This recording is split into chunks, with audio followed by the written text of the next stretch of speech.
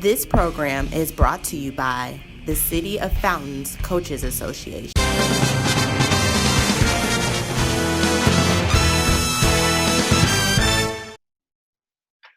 Carlos Nelson with Cascade Sports, and today we have the head women's basketball coach of Lincoln University. Who do we have here? Andrea Mize. Hey, Andrea, I open up like that so that I usually don't mess up our coaches' names. So I say, who do we have here? And the name is pronounced properly. Hey, Coach, I think I talked to you off camera a little bit about this.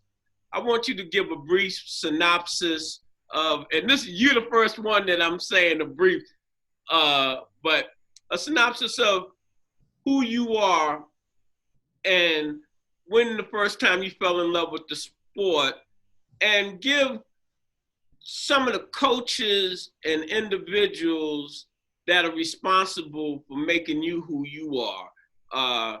If you can remember their names, the coaches and what have you, because a lot of times they don't get the propers, as I call it, that they deserve. Coach will get an athlete, and the athlete will be a star, what have you, and that's tied to that coach. But there were a lot of other coaches and people that got that kid to that point. And I realized that, and it's just like with a good coach like yourself, you just didn't become a good coach all by yourself. Yeah. You became a good coach because there were different experiences and different people that helped you develop your toolbox to get you where you at. Run it down. Yeah, so we'll start with when I knew I fell in love with basketball. And it actually is more of a family story that my grandpa has told since I was a kid. I was probably 8-9 months old. Him and I were alone. He was babysitting me, and he had cartoons on the TV, and we just went into the living room. And so he flipped it to a basketball game, was watching it a little bit, and I was doing fine. And then he went back to the cartoons thinking, oh, she probably wants to watch, some cartoons. And I guess I just started freaking out, screaming, crying, didn't like it. So he, was trying to settle me down. And so finally he was like, well, maybe it was the basketball game, and switched it back. And sure enough, I got quiet again, and I'm staring at the TV, and did it a few more times and realized that really the key was basketball for me. So I think I grew up with a lot of sports on the television. And I grew up going and watching my uncle's basketball games. And where are you from? I'm from Indiana. So, okay. The I guess you'd say the holy Mecca. Holy Grail. That's the Holy Grail. My era, Bobby Knight, everything was coming up out of Indiana. Larry Bird. Yep. So I grew up going to my uncle's games. I had a younger family. So my uncle was in high school when I was about 2-3 years old. So got to watch him play in high school and then in college. Grew up playing horse in the backyard. Dad was a big football guy, but always, knew basketball. My uncle would tease me and was 6'4" and played left-handed and barefoot to see if he could give me a chance. And my grandpa shot it like Larry Bird back behind his head, and we were, shooting against a barn actually at my grandparents. And so that was kind of, the itch that I always had. I grew up in a competitive family, whether we were playing cards. I grew up playing football. Had a lot of boys in the family that were older, and I just always, there's a 6-year gap between me and my younger sister, and then another 6-year gap between me and the rest of my cousins. So I just grew up wanting to be one of the guys, and really loved, sports. So then, high school came and went. Had a phenomenal coach by the name of Bill Hogue. Ran the great flex offense. I still do not love flex. I've learned to put it in spurts. But I ran it so much. What position did you play when you were in high school? What high school did you go to? I went to Whiteland High School, about 20 minutes south of Indianapolis. But I played everything.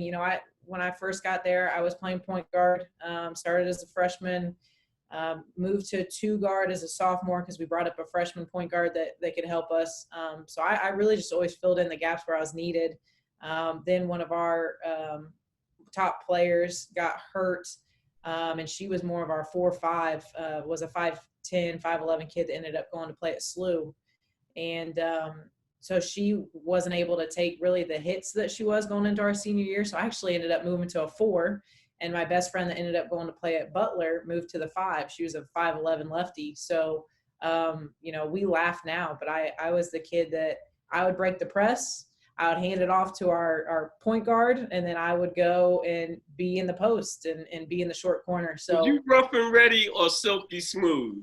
Rough and ready for sure, especially my senior year. I had broken my ribs. So, right at the start of season, and then also gotten pneumonia. And so I was in there trying to put on these pads, looked like a football player. Like I was rough and tumble for 5'9". Like I was mean. I like that.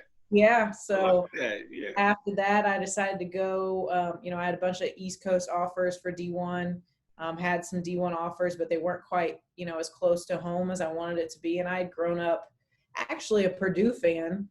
And ended up going to Indiana. My uncle got announced for, Purdue has the 40 under 40. Drew Brees was in it. My uncle got announced in that 40 for 40 class. And about probably 2 months later, I was like, I'm going to Indiana. And my uncle's like, what? Are you kidding me? Like, I just got in this 40 for 40. Or 40. Traitor. So, yeah, I was the traitor. But like you talked about with Bobby Knight, my grandparents and my dad grew up idolizing the Indiana Hoosiers. And there's nothing greater in Indiana than, going to Indiana for basketball. So I decided to walk on my first year, ended up getting a new coach my sophomore year. And that's really where I found my passion for coaching. I saw how Coach Kurt Miller, who's now with the Connecticut Sun, he came in and he really just cared about the players and the relationships. And, basketball was the pillar. But it wasn't necessarily the foundation. It was everything in between. So building character, skill set, besides athletics. And cared about who I was and getting to know me, and I really enjoyed that. And I realized that there wasn't a ton of coaches out there like that. So that was really my passion. Talk about that. Let me cut you off. Talk about that, because for your recruits even,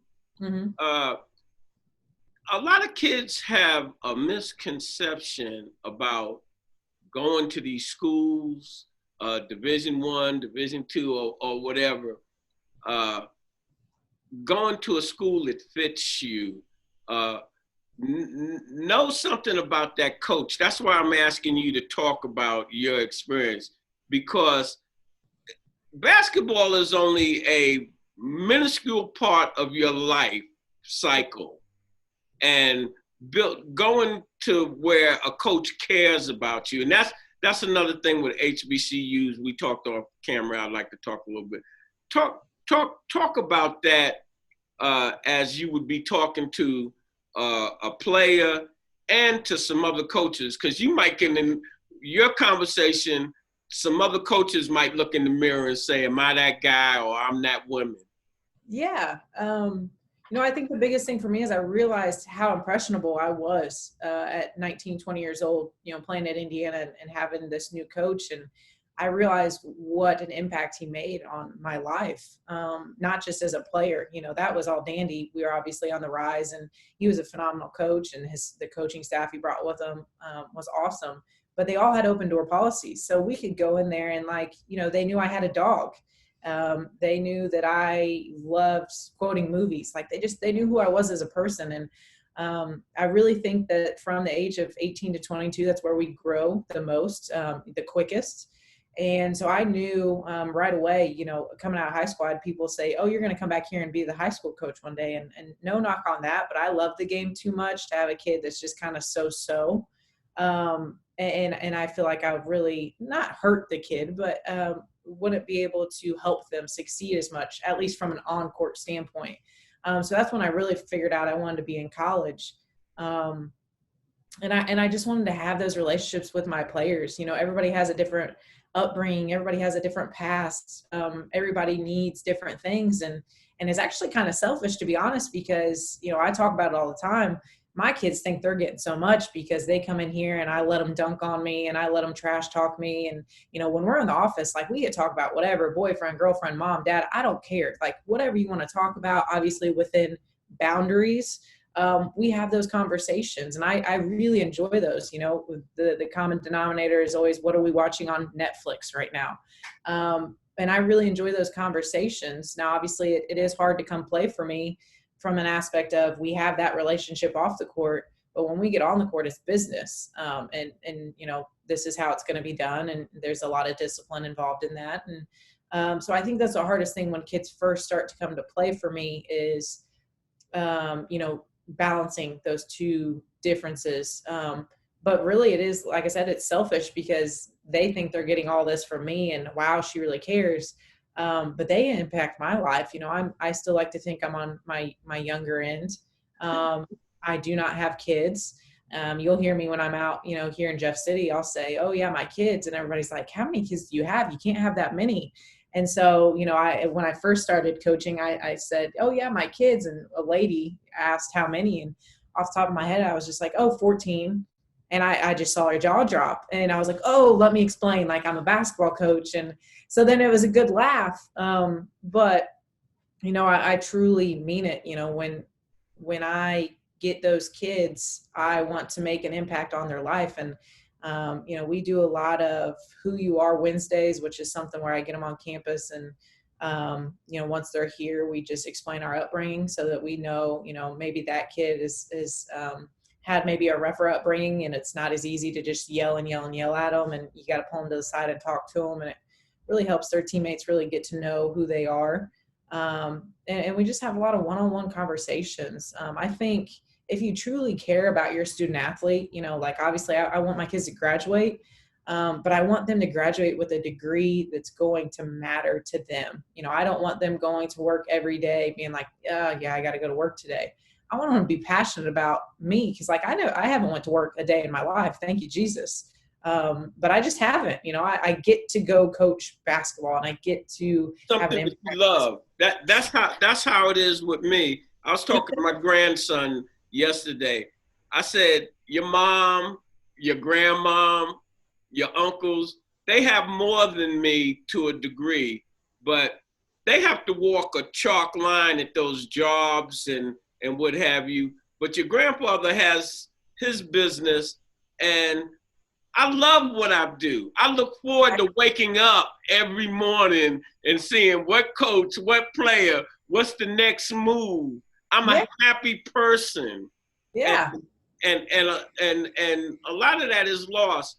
The other thing I want to comment on is, you said you have them in office, you talk this and that, but then when you get on the court, it's business. And so that transcends to life skills. Hey, you got to understand, I'm your friend here, but over here, this. And that's how it is in life. Hey, we socialize, but when you go to work, that's a different deal. Mm-hmm.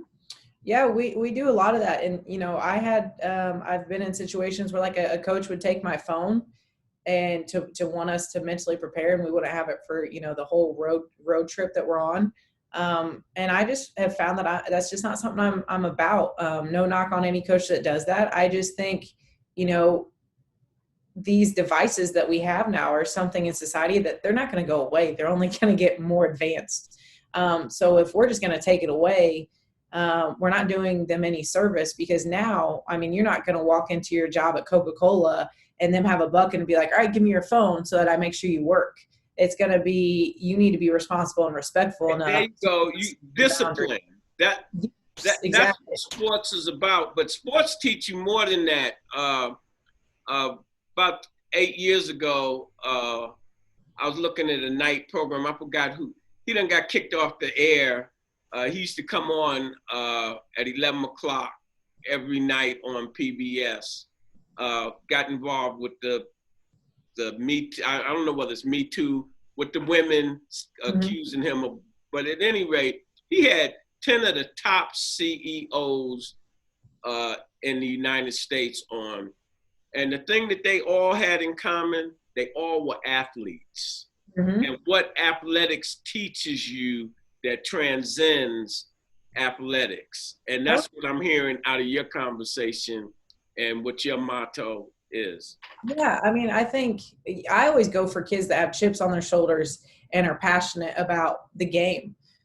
Because I think, and that really actually work with me, and it's a good relationship because, you know, if you and I don't see eye to eye, but you're a really talented player, but you're not going to work very hard, then I might be able to get 60, 70% out of you. But if I have a kid that works hard, that's, you know, we see eye to eye on everything, and she's a go-getter and has a chip on her shoulder, I know I can squeeze every last ounce out of you from a personal standpoint, from a player standpoint, from a student standpoint. And that's really, you know, what I'm about is trying to get those kids to the top end, because once they see, you know, what they're capable of, you know, the sky's really the limit for them. But like I said, the biggest thing for me is I don't want them to be like, oh, you know, my mom is you know, this, and that's, I guess I'll just do that. No, I want you to be passionate about it, because you wake up every day for the next 30, 40 years. And if you don't love your job, you're coming home. That's affecting your family life. That's affecting your relationships. That's affecting your kids. Hey, Coach, tell me this. How do you see building confidence with the kids? You know, because some of them, you know, they might have bluster. Some, you know, one size doesn't fit all. It's like when I was pledging my fraternity back in the 70s, I seen strong guys get weak, and I seen weak guys get strong. And it goes the same thing with players. You see players with a little bit. Talk about that a little bit. You know, everybody has their ways of how to get confidence. You know, I think the overall recruiting style for me is I don't teach effort or energy. So when those kids already have that, you kind of have that motor and that sense of passion within. So the biggest thing is, you know, knowing who your audience is. If it's a kid where, you know, I can get under a little bit and you know, yell at her and to get her motivated, then I can do those things. If it's someone I need to pull to the side, you know, that's the conversation I have. But I had one kid actually, and I've told this story a million times, and I probably will until I'm, you know, retired, and that's never happening. So I'll just take it to the grave with me. But so my first year at College of Central Florida, she would come in, wouldn't look you in the eyes, kind of was, you know, down with her shoulders. And you could tell, I mean, the kid had potential. Obviously, she just committed to D1 today, actually, and had no offers coming out of high school. So I could just tell, you know, she's coming off of this injury, and there's no juice to her. There's nothing behind those eyes. So before she was even allowed to come in my office, I'd tell her that she had to tell me 3 things about herself that she liked. And it's crazy. I actually taught classes at College of Central Florida too. And it's amazing how many young students and just young people in general cannot tell you 3 things they like about themselves. You know, me being the confident person I am, you know, I might change it every year about something I like. But their self-evaluation isn't there. So this specific kid, I mean, this went on for, you know, it had to be close to 6 months. It was close to Christmas time. I had gotten there end of June. And, you know, we got to one point, she walked in my office and she'd go to talk, and her and I were really close. She talked all the time. And, you know, I don't care if you've been in my office 3 times that day or not. Every time you walk in, it's 3 things. And so one day she finally goes, "Coach, what do I have to do to not say these anymore?" And I'm like, well, 1, you have to have passion behind what you're saying, because then I know you truly believe in it. And 2, I better see different body language when we get on the court. So, you know, it was really just a matter of those conversations. And I think the empowerment factor is huge when it comes to confidence. I mean, just empowering these kids to be better and to want better and to not have people tell them that they can't, and truly believe in them. I mean, that is what mentors are supposed to do. And I think that really helps to build that you know, that confidence. What's happening? how long have you been at Lincoln now? I officially started the job April 16th. I've been in Jefferson City for all of about 18 hours. Yeah, Corona's got me a little delayed, so I'll be looking at houses this weekend, and then I'll have to venture back down to Florida for a few, and then hopefully get the ball rolling. My stepfather, he taught at Central. They were living in Orlando. He's passed now, but he taught animation. His name was T. Collins, and he was one of the first Black animators in the United States. When I was in high school, when Sesame Street first started back in '69, he was one of the original creators of Sesame Street. And I did animation, the letter W, Wanda the Wish, the letter N, Nancy the Nanny Goat, and what have you. And I had no idea about Central Florida, how it had developed into such a good educational and opportunity for a lot of young people. What was it like down there?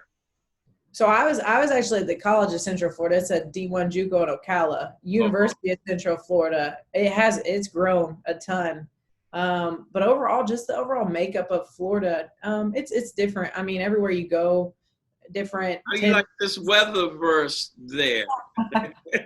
Listen, I'm a Midwest kid, so I'm right. Well, you used to this. Yeah, I'll adjust. What type of offense do you run? To be honest, I know what I like, and I usually have it's usually a 4-out motion and a high ball screen offense.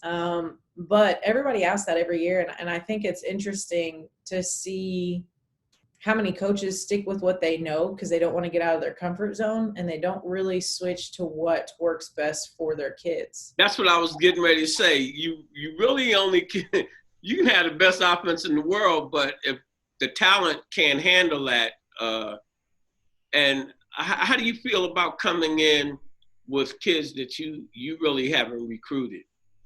I did it a couple years ago at Central Florida. I think the biggest thing is building up their confidence, and it's a special time because you get to build something that you get to put your name on. You get to look back and be like, I started that era. We started winning games here. I was part of that. I helped recruit this kid in, and that kid became an All-American. And so I think, when you get to have those conversations, that is super appealing. To be a part of the change. Everybody wants to be a part of change right now. I mean, that's the driving force behind it. Building your own culture. Have all the scholarships going already? They're floating around right now. I'll say that. They're not all gone. When I say that, do you have how many do you allowed and that you have? Because when I talked to the football coach yesterday, his interview, or day before yesterday, the division that he's in with, I'm saying some of them programs, they have 30 scholarships where he only has 16. And the budgets that some of them schools have, they have multi-million-dollar budgets, and you have to compete on the same level. And that's what I'm. Yeah. For me, I've always kind of been the optimistic person in the room. You can, especially in Division II, it's really about getting kids with academic money. Because we're limited with, the stack of money from an athletic standpoint. How many do they let the girls have? So for the MIAA in Division II, the max you can have is 10. I'm saying, how many do you actually? I'm going to keep that to myself this year. We made a change moving forward. All right, because listen, I went to Virginia State my first year on full scholarship. That was in the 60s. Mm-hmm. I had an 0.7 grade point average. People say, no, Mr. Nelson, you had a 1 point. No, I wasn't even eligible. So I had to wind up going to Manhattan College, or Jesuit College in the summer. I didn't have to, but I brought my grade point up and then transferred to Central State University in Wilberforce. And I still was on scholarship, but it was a different type of scholarship, Pell Grant. And that's why I'm so interested in HBCUs, because it's like you have to be the mechanic and put things together that it might not be a full athletic scholarship, but you're not paying to go to school and you're doing the sports. Correct. Yeah. Right now it just makes recruiting a different beast. Right. I can't. At my last place, I was on fulls for everything. So I just liked a kid and I offered them. Here, if they get Pell and if they're smart, now it's going to cost me less. And that's a trifecta to make sure that they don't have to pay anything out of pocket. So, I think it just makes your recruiting process more tedious, but more rewarding, because you just have to find what's going to fit within your program. At Indiana, we didn't have to worry about Pell Grants and all that stuff. And here, honestly, it really molds the coaches too, because like you said, you're the psychologist, you're the mechanic. I've got an MBA in business with the way I have to do these spreadsheets for travel, and but it really it helps us grow, and I'm all about growth. And boy, you hit the nail on the head. It helps you grow. You're entering into a whole new narrative, and now you're going to really have to put your skills to work. Yeah. And I think if you go in open-minded and ready to work, all of it works itself out. I have the lead by example with the work ethic. And I tell my kids all the time, like, I have the best job security ever, because you're never going to outwork me, from, talking to some of the kids I recruit. And that usually motivates them to see if they can outwork me a little bit, which I love. I want the constant growth. I want the challenge. But it's funny, I used to say that, and then, my former school cut the athletic department. So I was like, oh, well, that backfired. Well, tell me this. I think it's much easier when you have a winning program to recruit, no matter what the deal is, because kids want to be associated with winners. What would you say to alumni? Like, I talked to the football coach and people about your audience coming out to your games, and donations and so forth, especially to some of the alumni of Lincoln University that have been successful. And a lot of alumni really don't even understand this part of it. Because you donate to the school does not mean that goes into the basketball or the sports program. That, if you want to help your program specifically, it has to be designated for your program. Yeah. So we do some fundraising. What do you want to tell our audience about that?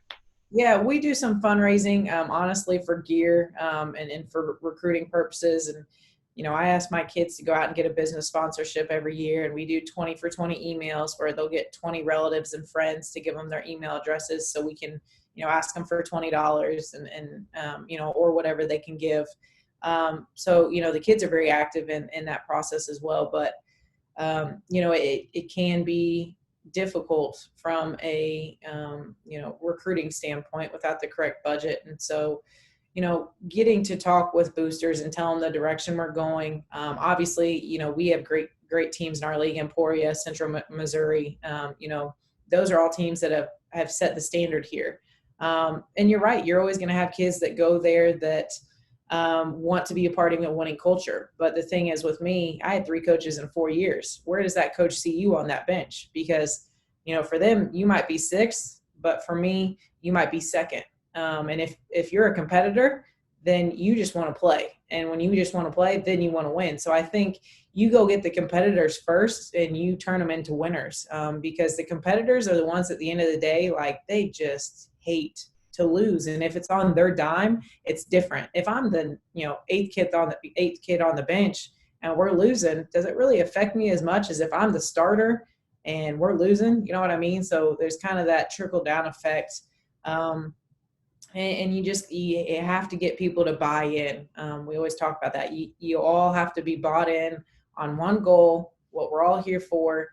And really that's the part I look forward to the most is, we haven't been very successful in the past decade.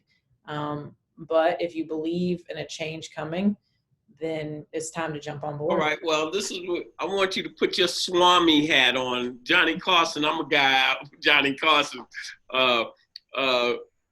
Give me a prediction on wins and losses for this upcoming season. Oh man, I can't do that. So I can play it back. Oh, I can't do that.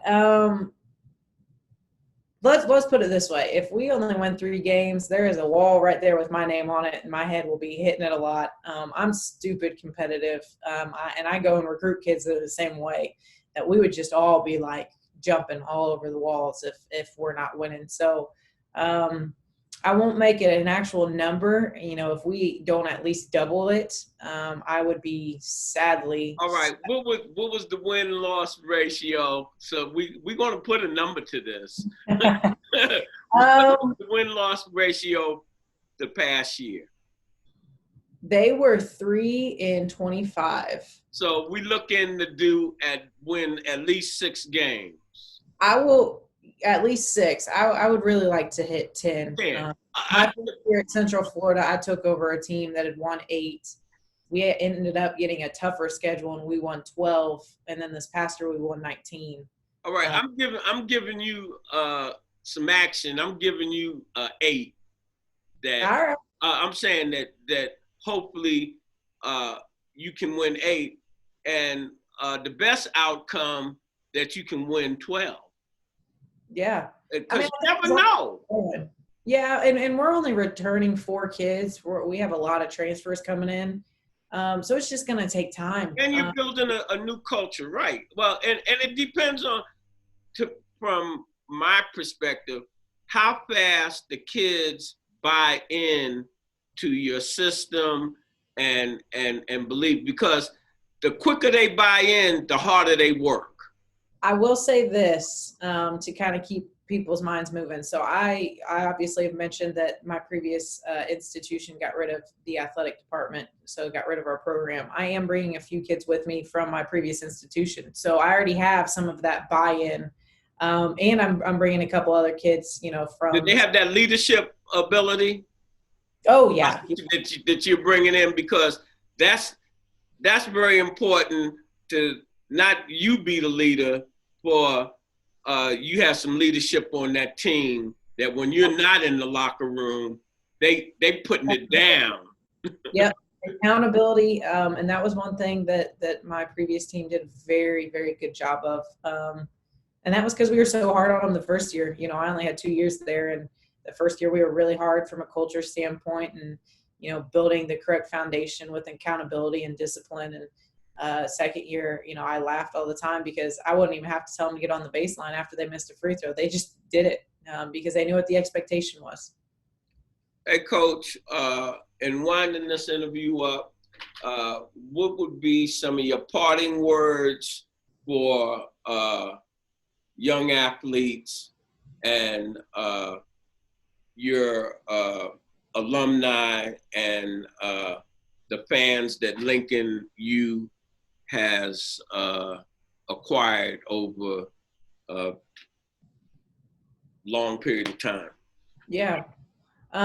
So for the student athletes, or even just the younger generation, I think the biggest thing is to never be complacent and understand that there is a big gap of growth, and a lot of us get complacent. So to get after it, to want to grow, to work hard, and to never let someone tell you you can't. That would be my biggest advice. Always have that chip on your shoulder and show them that you can. As far as, Jefferson City, Lincoln, boosters, alumni, I'm super excited to be here. Please come up, have conversation with me. I know you guys know Coach Moseley, our athletic director. Him and I have very similar personality. I mean, we could just talk all day. We love people. We love, bringing them into our program, having them be a part of something that's, bigger than basketball.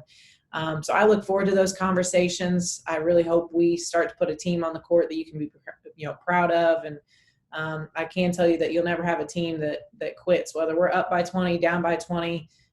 they're going to be going hard on that court every single second until that whistle blows. We have a saying at Cascade Sports, like I asked you, were you rough and ready?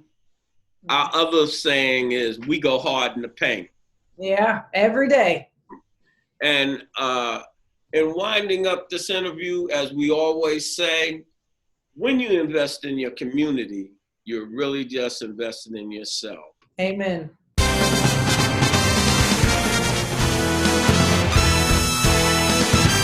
Program is brought to you by the Kansas City Business Association.